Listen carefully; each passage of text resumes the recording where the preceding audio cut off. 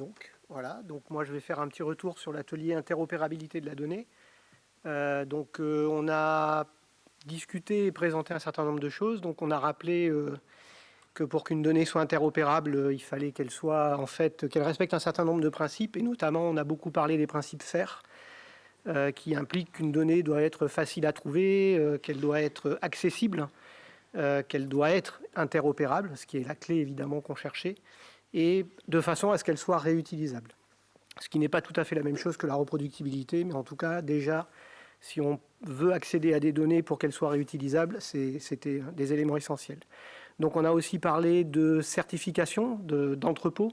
Donc effectivement, pour que les données elles soient accessibles, il faut les mettre dans des entrepôts de données qui soient accessibles, mais surtout qui soient certifiés. Cette certification, elle permet d'avoir un certain lien de confiance entre le producteur et la personne qui va récupérer la donnée. Et donc, elle permet de garantir aussi une certaine forme de pérennité dans le temps. Donc, on a regardé la certification Core Trust Seal, en plus de ces principes FAIR et de la définition d'interopérabilité. On a également regardé comment le CHUM faisait en fait pour collecter l'ensemble de ces données et les présenter sous la forme d'un seul portail interopérable à sa façon. Même si c'est un protocole qui est a priori spécifique au CHUM, ça reste un protocole, je dis peut-être une bêtise, mais ça serait à valider, ça reste un protocole unique. En tout cas, le CHUM présente l'ensemble de ces données à travers un portail. Données qui viennent de ses propres marégraphes, des marégraphes du réseau RESMAR, mais aussi de marégraphes partenaires qui ne sont pas forcément labellisés ou validés au même niveau de qualification de la donnée en tout cas. Du coup, on a regardé aussi un exemple de ces fournisseurs partenaires, un des réseaux qui s'appelle HTMNet, dont on a entendu parler ce matin avec le volcan Tonga et que je gère. Donc j'ai profité pour présenter comment nous on faisait en fait pour transférer nos données au CHUM, de quelle manière on les rendait interopérables avec les outils du CHUM. Et enfin, on a parlé aussi de l'OHI, donc Organisation Hydrographique Internationale, et de tous les outils qui sont tous les outils et les recommandations qui sont en train d'être mis en place du côté de cette organisation pour permettre de rendre interopérable l'ensemble des outils utilisés dans le cadre de la navigation maritime, mais pas que de la navigation maritime, aussi pour les prévisions de marée, pour les courants, tous ces éléments-là, pour la navigation, par exemple. Entre autres, c'est un usage immédiat. Donc, on a parlé du coup aussi de formats de fichiers, et notamment des formats qui avaient été retenus par cette organisation, qui est le format HDF5, qui est un format similaire à ce qu'on utilise habituellement en océanographie, qui est le format NetCDF, qui sont des formats assez complets dans lesquels on peut intégrer à la fois les données, mais aussi les métadonnées nécessaires à ce que nos données soient réutilisables. Parce que pour respecter les principes FAIR, on sait qu'en plus des données, il faut qu'on fournisse tout un tas de métadonnées qui vont indiquer finalement où a été enregistrée cette donnée, à quelle heure, avec quel instrument, avec quelle erreur, quelle qualité on attribue à cette donnée, quel système d'unité, nommer les variables dans un format, dans un vocabulaire qui soit commun aux différentes personnes qui vont lire les contenus de ces fichiers. Voilà, donc c'est tout ça l'interopérabilité et un peu plus encore. Et voilà, je vous invite à regarder les slides qu'on a présentés et à revenir vers nous si vous avez des questions. Voilà, je laisse la parole aux autres ateliers. Merci.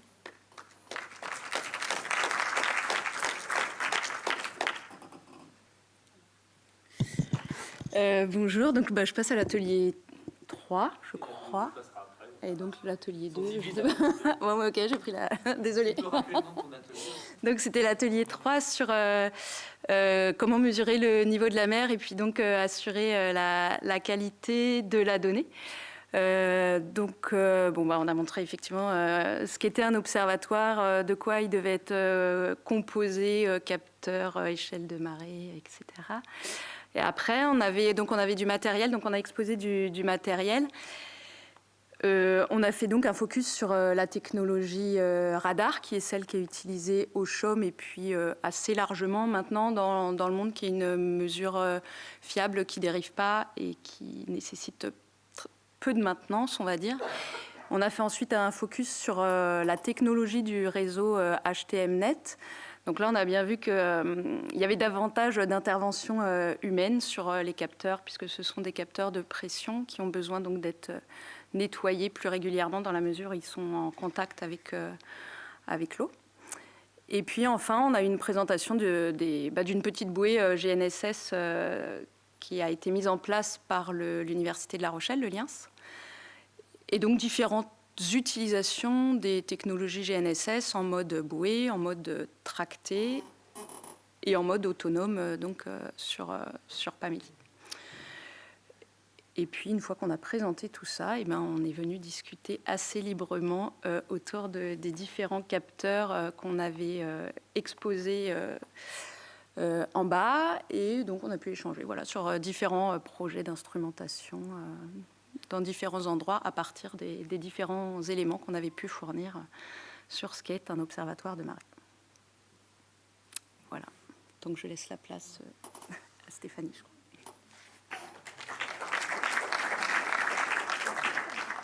Pour compléter les propos de Séverine, vous pourrez découvrir donc l'ensemble et la totalité de l'atelier sur la chaîne YouTube REFMAR, et vous verrez à la fin que le public a envahi la scène autour des instruments. C'était assez cocasse à voir. Voilà.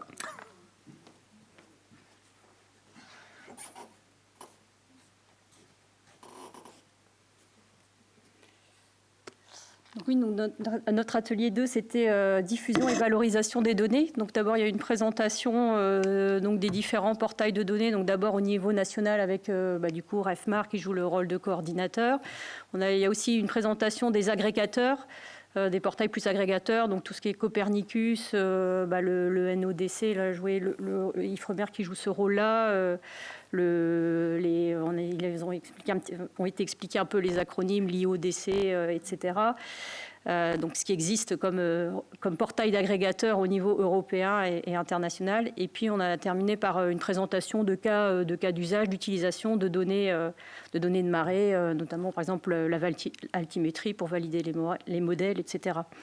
Après, donc il y a eu des discussions, des échanges assez libres. Donc j'avais noté moi les grands thèmes de questions qui ont été abordés dans notre atelier. Il y a eu des questions autour des aspects juridiques sur les conditions d'usage des données, qui sont des fois les données qui sont diffusées en open data, c'est pas toujours clair. Comment s'assurer que les utilisateurs n'utilisent pas à mauvais escient ces données et après se retournent contre éventuellement les producteurs. C'est un exemple de question qui peut se poser d'une manière très pratique. Dans certains cas. Il y a une question, c'est aussi sur les infrastructures de données géographiques pour la diffusion de nouveaux jeux de données. Donc là, c'est le cas d'une dame, oui voilà, c'est vous qui étiez sur Abidjan. Là, par exemple, il y a des données qui ont été numérisées à partir de données d'archives. Donc c'était en Côte d'Ivoire, je crois. Et la question, c'était, maintenant que ces données, même si elles sont numérisées seulement une cadence horaire, comment est-ce que je fais pour diffuser, les mettre à disposition sur Internet. Donc, on pense, ça peut pas être bien sûr dans REFMAR, puisque REFMAR se couvre que les eaux françaises, mais on dit des pistes à explorer, c'est via les réseaux GLOS ou peut-être via l'OHI, s'il y a des infrastructures de données qui sont mises en place, des infrastructures de données régionales, donc à creuser éventuellement. Après, beaucoup de discussions sur tout ce qui est produits et services, les besoins en produits et services, notamment prédiction de marée, sur des... Alors, on a vu des exemples de communautés de communes qui ont besoin de prédiction. Donc là, on n'est plus dans l'observation, on est plutôt dans la prédiction, mais pour faire des besoins d'astreinte, des besoins pour estimer le risque par rapport à, sur certaines périodes de temps, pour mettre en place des astreintes vis-à-vis des élus locaux. Voilà. Donc ça, c'était... on avait discuté là-dessus, qu'est-ce qui manque, de quoi on a besoin. Quelques questions sur les métadonnées. C'est vrai que, mais là, ça rejoint un peu les aspects interopérabilité. Donc, sur les métadonnées, par exemple, on se demandait si, la question était posée, est-ce que le temps d'échantillonnage est précisé dans les métadonnées? Est-ce qu'on connaît la référence verticale, des niveaux d'eau? Donc, mais tout ça, en fait, normalement, puisque les données d'observation de marée sont labellisées, selon l'étude FAIR, on voit que dans le R de réutilisation, en fait, on a bien... c'est censé, il y a des critères ou des paramètres qui sont liés à ce que les métadonnées doivent contenir comme données comme information pour être pour avoir ce label, pour être vraiment faire sur certains critères. Et puis aussi quelques questions. Le dernier point, c'est les besoins en données. Donc des questions sur comment est-ce qu'on peut avoir des besoins, des données, par exemple de vent ou de vagues dans les estuaires. Donc ça, c'est plus en amont. Voilà. Donc c'est ce qui a principalement les points qui ont été soulevés dans notre groupe.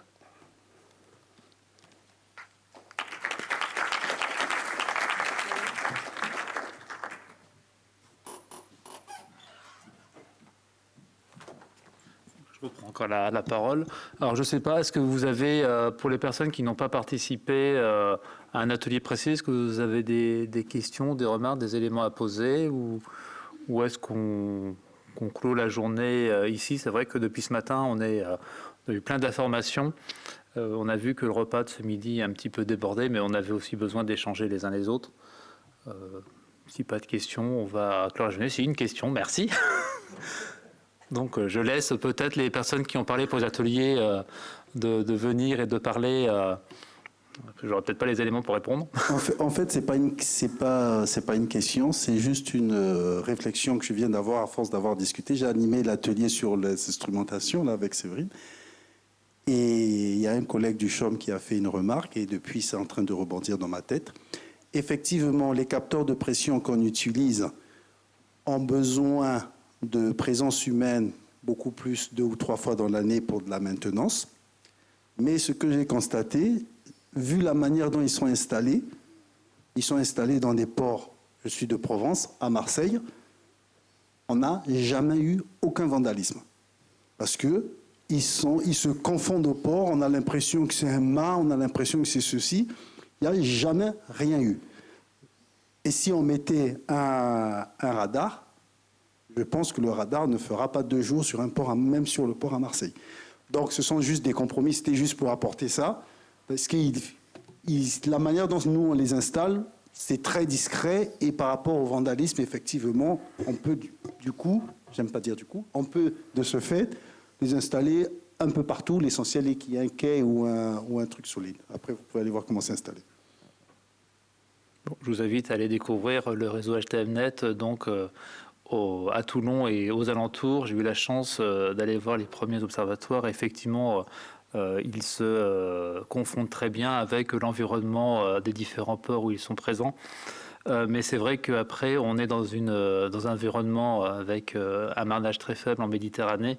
Et ce type d'équipement en Atlantique, avec des marnages plus forts ou en Manche, poserait d'autres difficultés. Mais effectivement, la question des actes d'incivilité qu'on peut rencontrer dans certains sites, on est confronté dans l'outre-mer.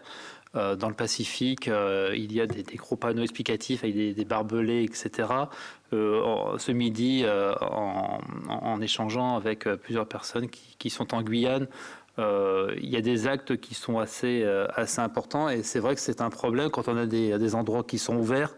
Un marégraphe, c'est tellement joli d'avoir ça dans son jardin, dans son salon, que malheureusement, des fois, oui, c'est un véritable problème. Et pour rebondir sur l'atelier où j'étais présent, c'est vrai que c'est associé à des panneaux solaires. Dès qu'on voit un panneau solaire, on voit le reste. Le panneau solaire, c'est pratique, surtout aujourd'hui où l'énergie va peut-être se faire plus rare. Et des panneaux solaires, il y a vraiment une utilité directe. Et puis après, ce qu'il y a au bout, ça peut être intéressant pour faire une décoration quelque part. Mais voilà, c'est une véritable problématique. Nous, au niveau du réseau RONIM, je ne suis pas certain qu'on ait beaucoup d'actes d'incivilité. C'est vrai qu'on a plusieurs instruments, plusieurs observatoires qui sont montés sur Potence, donc directement à air libre. Ce n'est pas tous les observatoires du réseau RONIM, mais seulement quelques-uns. Et au niveau des partenaires EFMAR qui ont ce type d'équipement, c'est vrai que c'est quand même des endroits qui sont protégés habituellement, à part, oui, l'exception, le HTMNet, où effectivement les capteurs sont installés dans les marinas ou dans les zones des ports le long de la Méditerranée.